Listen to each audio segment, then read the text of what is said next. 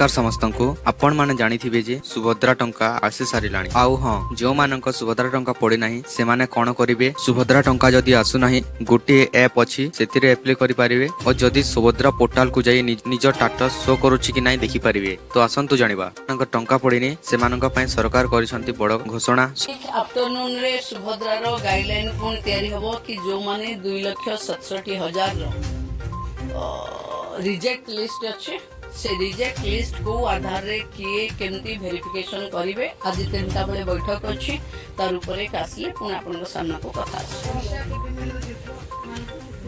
बहुत जल्दी मिलियो बहुत जल्दी सुभद्रा मिलियो